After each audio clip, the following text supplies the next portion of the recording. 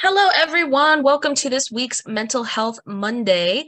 Today's topic is focusing on executive dysfunction and how doing something is always going to be better than doing nothing. My name is B. I'm a mental health and wellness peer educator. I've been here for about 3 years and I major in behavioral sciences. Do you want to introduce yourself? Yeah, sure. Hi, my name's Lydia. I'm also a mental health and wellness peer educator. This is my second year doing this, and I'm majoring in psychology and criminology. Fun. So let's get started. So just a short little table of contents here so you know what we're talking about. We're going to be focusing mainly on executive dysfunction, kind of going into what that is, how it affects you, how it's difficult, and then kind of leading into this kind of like buzzwords like capitalistic guilt. And I'll go more in depth on what that means. And then we've got ways to push back and deal with your executive function. And then lastly, just kind of accepting your limits, mental health wise. So let's get started. Yeah, so first, I kind of wanted to talk about what executive dysfunction is.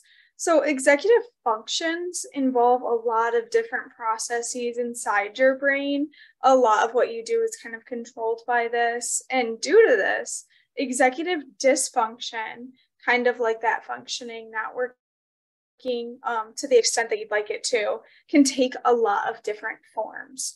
So I just kind of put some examples up. This could be like planning and organization, things that might be considered a little more simple, like concentrating, managing emotions, behavior, remembering things, specific details, or just like, oh, I have a meeting, I have something going on, managing your own time, multitasking, and solving a lot of different problems. And these are just a few of the things that executive functioning kind of controls and things that can be disturbed or difficult with executive dysfunction.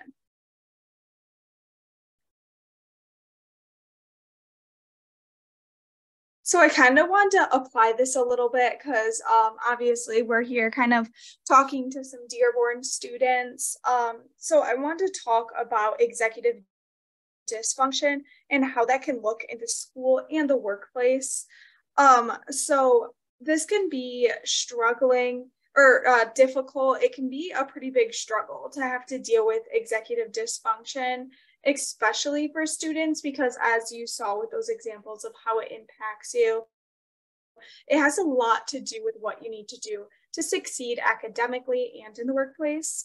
So I think it's really important to recognize the issues that you may be having, some of the struggles that could be applying to your everyday life or school, and trying to focus on ways to take it one step at a time. And I think that first step is really just recognizing that you're having these struggles. So some school examples could be like being easily distractible or having trouble focusing on just one thing. It could be focusing too much on just one thing.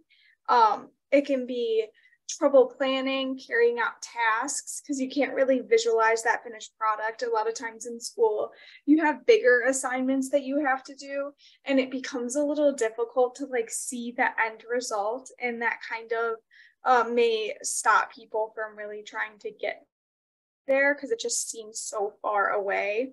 It could be struggling to move from one task to another, getting distracted or interrupted kind of halfway through a task, causing you to misplace items. An example of this is like, say you're trying to get a snack and you go to the refrigerator and you have your keys in your hand because you're about to leave. But as you're grabbing your snack, you set your keys down in the fridge and you lose them. So you're kind of like doing so many things. It's hard for you to really focus on that task. But this can also include other things in school, such as like struggling to really think, inform what you want to say, causing you to kind of like blur out things that you might not specifically mean. It could also mean just having trouble like explaining your thought process, talking to people in that way clearly, because you understand it in your head, but just putting it into words can feel really overwhelming. And that's a really big topic here, just that sense of feeling a little overwhelmed at school.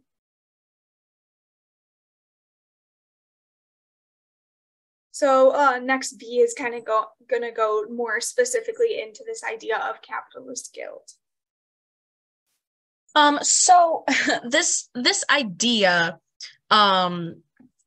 is kind of like this little cycle that happens. And we live, not to like get political, but we live in a capitalist society. There is pressure from every side to always be producing something of value, right? Maybe you have family members who are like, as soon as you graduated high school, well, when are you going to college? When are you getting a job? What do you want for your career? When someone asks, how are you doing? What do you do? They're asking about your job most of the time. What do you do for work? What do you produce? And so, when you're in school, you always have that pressure to be working on your projects. If you're not working on projects, you should be doing homework. If you're not doing homework, you should be studying. If you're not studying, you should be looking for jobs. Somehow it always comes back to producing something of value. And in this, those who struggle with executive dysfunction can get really lost and kind of get stuck in this cycle. And this is the cycle that I kind of mean. So starting here at our little green number 1 next to this boat, it says the pressure to be productive and always be producing something of value, i.e. completing homework, running errands, going to work. We just talked about that. So there's this immense pressure from all sides to always be doing something. And when you have executive dysfunction, it is very difficult to always be doing something and keep up with the things that you need to do to take care of yourself. So more often than not, you have to choose one or the other, because you are using up so much energy to do very simple things, because that part of your brain is working overtime for you, trying to get you to be where you need to be. So your need for self-care starts becoming uncomfortable. You are going hours, if not full days, without eating. You maybe don't even realize you're hungry until you're starving. Your sleep is getting interrupted. Maybe you're pulling all-nighters. You're missing class. I know people who have had to miss class because they've been scheduled at work. They've been overscheduled. So things like that, you are missing out on self-care because of this pressure to do. And it leads you to this third part of the inability to perform basic tasks because the balance between work and life become overwhelming. Even taking the steps to get out of bed seem insurmountable. So that's when the pressure has gotten to a point where you can't do anything, right? And this executive dysfunction kind of leads to this burnout period where you can't even get out of bed, where maybe on a good day in your head, the step was throw my covers off of myself, get out of bed and get dressed. But on a really bad day, when you have really bad burnout due to this executive dysfunction, in your head, you're breaking it down. You're like, okay, first I have to open my eyes. Then I have to take the covers off. Then I have to sit up. Then I have to turn around. Then I have to, and you're listing out all these steps in your head. And suddenly it's overwhelming to the point that you don't even want to move because you feel like if you do, you're just going to break down. And that leads to you leave those needed tasks uncompleted because you are so overwhelmed that you can't do it, which leads to feelings of guilt, anxiety, and depression. Because more often than not, when you are struggling with executive dysfunction, it is not a matter of, I don't want to do this. It is a matter of, I need to do this. I want to get up and do this, but I just can't for some reason. And so you start to guilt yourself. You say, why can't I just get up and do it? Am I lazy? No, you're not lazy. It is very, very difficult dealing with executive dysfunction, and it kind of throws you into this little cycle we have here. And it can be very damaging, both physically and mentally. And then we've got some ways to push back from this. So executive dysfunction is really hard to deal with, especially with this, societal pressure to always be producing something of value where relaxation and self-care gets really lost. So we have a couple things that you can do to try and I hate using the phrase deal with, work with, I guess we can say. So the first one up here is unlearn your biases. The guilt that comes with your executive dysfunction always goes back to the idea that's been implanted in us that you're not struggling with a mental health issue, you're just lazy. That's what we've been told, right? That's how many of us were raised. You're not depressed. You don't have executive dysfunction. You're not in burnout. You're just lazy. You're not lazy. This is a taught mindset. And if we learned it, we can unlearn it. So taking that step to unlearn that is a huge step in acceptance with your needs and the support that you need to get through the day. Another thing is go with the flow. Learning to listen to your body and provide it with what it needs when it needs it is a key step in living with executive dysfunction. I put here, it's always better to eat a piece of cheese instead of nothing because you couldn't make the entire sandwich, right? And then another one down here, find solace in community. Finding a community in which you relate is incredibly important. Utilizing social media like Twitter and TikTok, the big ones nowadays, to find people who struggle with the same thing you do and who are finding ways to manage is essential to your feeling of control. And something that can come with executive dysfunction is this feeling of learned helplessness, right? You're like, well, I can't do it anyway, so I might as well not even try. So you get in your own head. So finding people that you can relate to, who have found ways to manage and who are happy to help you manage can be very empowering. And I think, I'm sorry. If Lydia, you want to take this one, because I think this was yours. Yeah, so I just have a few more tips on kind of working with, as B said, this executive dysfunction and kind of those struggles that can come along with it that are often aren't really seen and mistaken for ideas of like laziness that really truly are difficult to manage and aren't because of people being lazy or anything. So the first thing is calendar apps. And these are going to be kind of more general things. Obviously, like I said before, executive dysfunction encompasses a wide variety of different things that can happen to someone. So these are kind of a little bit more specific to school and in general. But so the first is calendar apps. So apps like these kind of let you add appointments immediately. So after you hear about them, you can add them to that calendar and you can layer reminders leading up to an event. You can check on that calendar frequently because if you do get a little distracted or a little forgetful with dates and things like that, this is going to really help you set those boundaries for what needs to get done and what is coming up.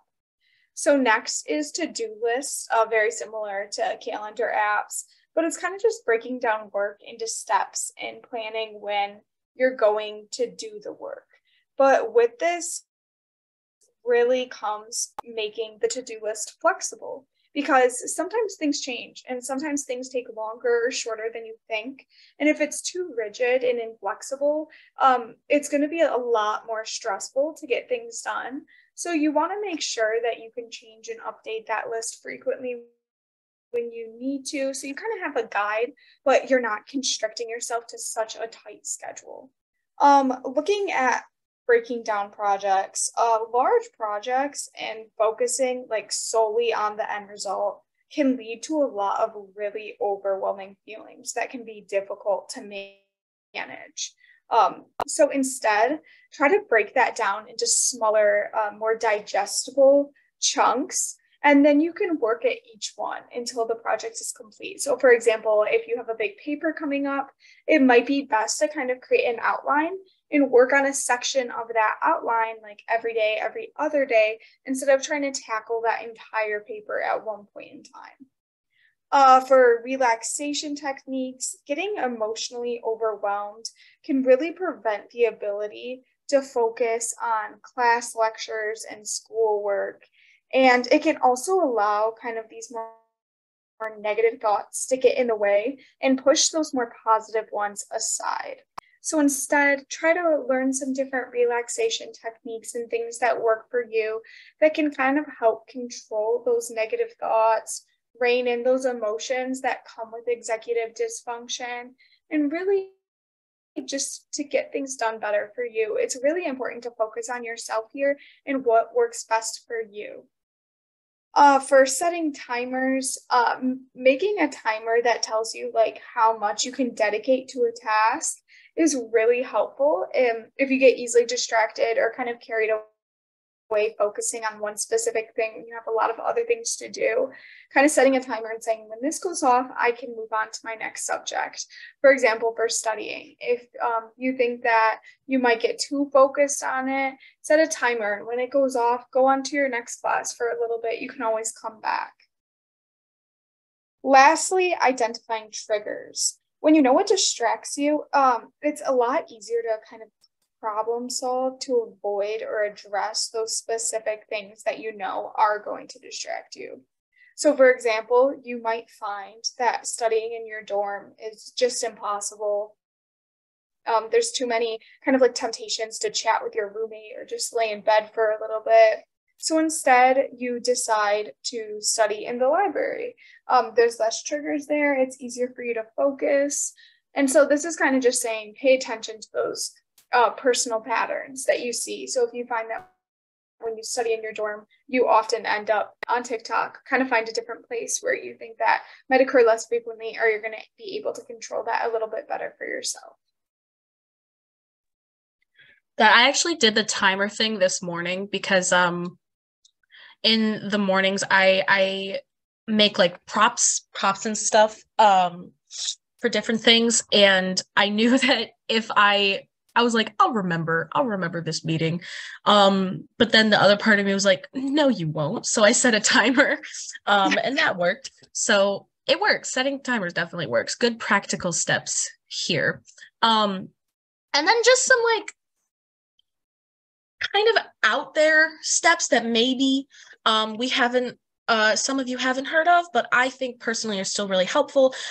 Big one is body doubling. This is very helpful for executive dysfunction and if you struggle with ADHD and things like that, because executive dysfunction is a big part of disorders like that. So body doubling is just having another person in your company to do a task.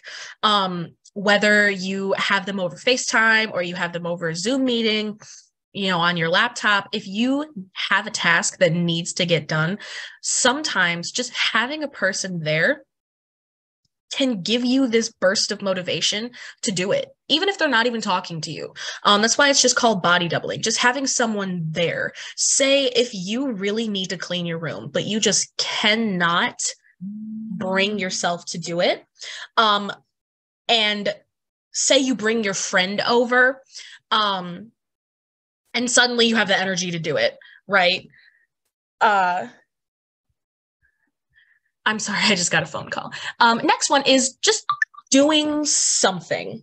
Even if you can't make yourself clean your whole room, try just picking up 3 pieces of trash, right? Because even if you can't clean your entire room, even if all you've picked up is 3 tissues, your room is still cleaner than when you started. And that still counts because you deserve a clean space to sleep, right? And then last one, and this is like the weirdest one, put on a costume. And that sounds crazy, but there is something in your brain that triggers when you do something that comes with a sense of novelty. So if you are just in your house and you don't normally wear Halloween costumes in your house, because who does, and you put one on because you need to do a task, like if you have like just a hot dog costume and you just put it on, you're like, wow, I feel really silly right now. Sometimes in your brain that can trigger a spurt of motivation and energy and clarity, and you can get that task done. This is for any type of novelty. Like if you need to write a paper, that's why they come up with those like bath crayons. So when you're in the shower and you finally get the idea now that you're in the shower, because we don't usually write our essays in the shower. That's why they come up with those little bath crayons, so you can like scribble on the wall so you don't forget, right? That's why we come up with the best arguments when we're in the shower. So this sense of novelty can kind of trick your brain into getting the motivation you need to complete those tasks. And then accepting your limits, because of course we can have all of the tips and tricks in the world, but we're still struggling, right? So a big one is don't overcommit to certain obligations when you know you're already burning out. If you're in 2 student orgs and you want to run for e-board in a third one, maybe take a step back. Think about how that's going to fit into your schedule, how that's going to affect you. Don't give out spoons you don't have. We've heard the spoons theory kind of as an allegory for, how much energy you have in a day. So you can't pour out from an empty cup, right? You need to be able to take care of yourself before anything else. Don't make sacrifices of your needs to please others. So if you're someone who needs a lot of quiet time and maybe you have a roommate who's having friends over, having parties every single night, talk to them. Just say, hey, I need some quiet time, or maybe visit another friend where that they can be more quieter. Because I personally have some friends who are very, very extroverted, and I love them to death. But sometimes I will call my other friends who are also very introverted and just be like, hey, can we just sit in silence for a little while? And then down here, do take time to recharge if you need it, and do accommodate yourself. Accommodating yourself is probably one of the biggest ways to help with executive dysfunction, because instead of forcing yourself to align with the societal expectations of normalcy, you accommodate your needs as they come. So if you wake up and you feel you can't make it to the kitchen to make food, try and get a mini fridge. Keep some Lunchables in there. Keep some crackers, some slices of meat in there, so that you can reach over and have something so you can nourish yourself. If you feel you can't do the dishes and they just pile up and start to stink, and by the time they're piled up and you finally get a motivation to do it, you're so overwhelmed you can't even start. Try using paper plates, paper bowls, plastic silverware. You might worry about the environment, but I would argue that your mental health and well-being is more important than using paper plates, or like the ethics of using paper plates. You know what I mean? Because if you can't do the dishes and you're like, I don't want to dirty another dish, I'm just not even going to eat, now you're hurting yourself, right? So accommodating your needs as they come is extremely, extremely important. Yeah, and kind of leading into that, accommodating your needs, you come first in this process. Having issues and struggling with this executive dysfunction can be a really difficult thing to tackle, especially because, like Bia's kind of been saying throughout this presentation, a lot of times people just look at physical symptoms and physical problems that people deal with. And it's really hard to demonstrate that the mental aspect that comes with a lot of different struggles that people are facing throughout the day and throughout their life. So really focus on yourself, find what works best for you and what's going to help you achieve whatever goals you have. If it's getting that mini fridge to kind of help you get breakfast in the morning and nourish yourself, absolutely do that, because you need to focus on what's going to be best for your mental health and well-being. So that comes to the end of our presentation today. Thank you all for watching and listening. We just have the CAPS email down here. So the Counseling and Psychological Services is UM-Dearborn caps@umich.edu. You can email them for any questions or to schedule a consultation if you'd like to talk to one of the people there that are licensed and certified to do so. We also have a lot going on campus. We have wellness tables where you can stop by Wednesdays and Thursdays. And yeah, we have a website that you can go to that's going to give you a lot more information. So thank you all for watching, and have a great day.